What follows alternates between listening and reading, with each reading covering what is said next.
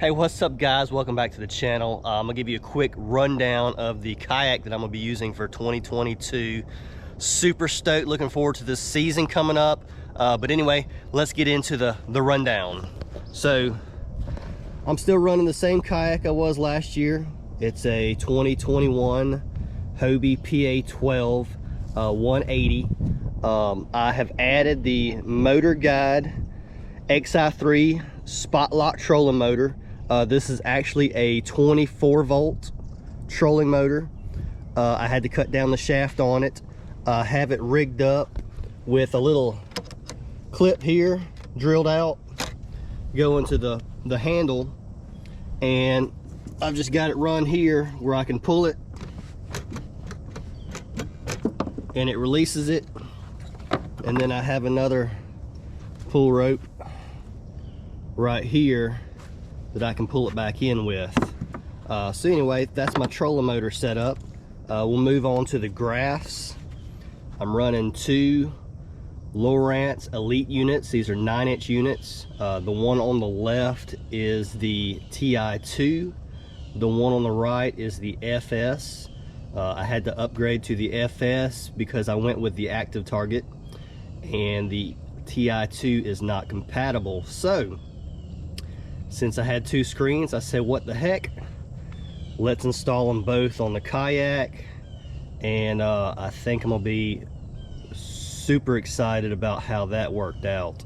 I've also got a little GoPro mount here for my front view GoPro, and I have them installed on a little H-rail mount that I got from the Dugout Bait and Tackle in Marietta. Worked out really nice. Was able to zip tie all my wires up and actually ran my wires right here through the top rod holder, and I'll show you that in a minute. Moving back, I've got one of the most important aspects of the entire kayak is the kayak cushion. Went most of the year last year without that. Regretted it, and after purchasing that, my back has thanked me every trip. But anyway, also got my inflatable life jacket. You always have to have your life jacket, and I always wear mine. I've got the Yak Attack GoPro mount for the back, and I've got that hardwired into a Dakota Lithium power box. I've got two Dakota Lithium 60 amp hour batteries wired in series for my 24 volt trolling motor. Moving back here, I've got an extra wide crate that I picked up off of Amazon, and what I've done is I've added just the cheap little rod holder, you know, 3-pack rod holder deals that you can get from, you know, Academy or Walmart or whatever. And I mounted them on the left side only so that my camera doesn't pick up the rods. Something I learned along the way, when you go to take a good picture and you're like, well, daggum, I got fishing poles in my way. Moving on back, we've got the Power Pole micro anchor.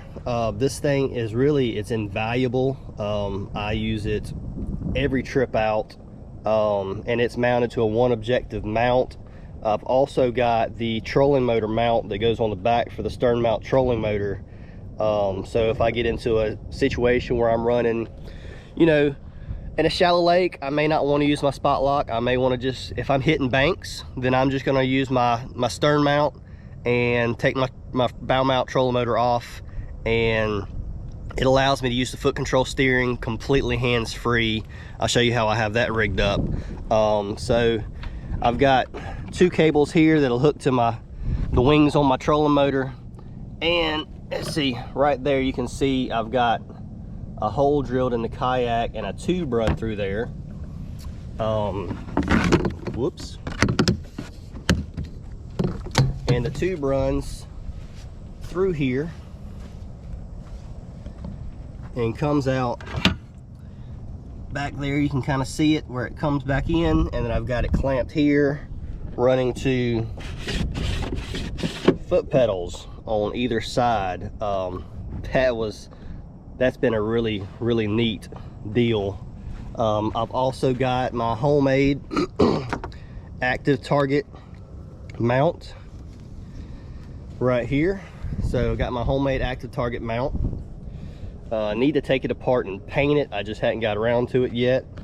And I've just secure it with the Hobie paddle holder that comes with the Hobie when you buy it. Oh, one other thing that I did, which I found Facebook post here recently, honestly about blew my mind, was the rod holder, or the paddle holder relocation. So originally the paddle holders, which are right here, are mounted here, and I moved them to the side. They just screw in, and I was able to replace the cleat. So normally it sits like this, and it takes up, you know, valuable room in your storage compartment. And this way it sits on the outside, and to me, I mean, it runs right down the line of the boat, which makes a lot more sense. Got my flag hanging so nobody runs into me. And give me just a second, let me open up the front hatch and I'll show you how I have it wired up. All right, so as you can see, I've got my hatch pulled out. The hatch does still fit in here with this. I've got the Percy mounting plate. I believe One Objective also makes one. I got this one because I ordered my mount and everything from the Dugout.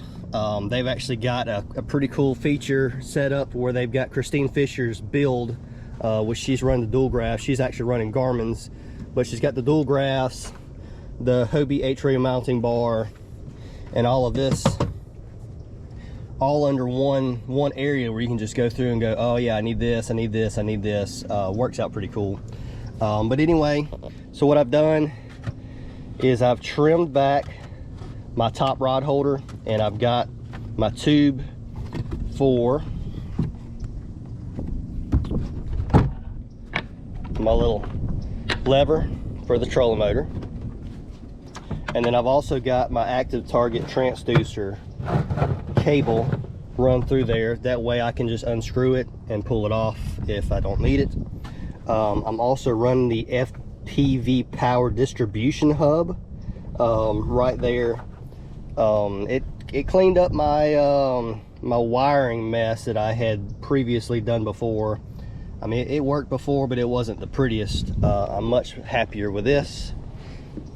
And then moving on here, I've got the One Objective storage compartment deal here. This is pretty cool. It's just little drop downs. It comes with actually a couple more pieces. You can hang spinner baits on it or just divide up your stuff. And under here, excuse me, under here I've got my Dakota Lithium 23 amp hour battery, and a little pigtail plug and another pigtail plug going to the FPV power hub, where I just plug it in, it lights up, good to go. I also have another one run back to one of my trolling motor batteries, so that if this one goes out, I can still plug in my graph and have GPS and depth finder on the way back, and I won't get stuck without it. So, but anyway, as you can see, I'm pretty excited about this rig for next year.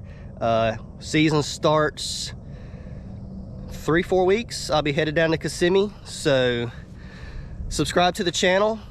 Hit that like button, comment if you have any questions about it. Be happy to tell you anything you want to know about my setup. But anyway, until next time, we'll see you later.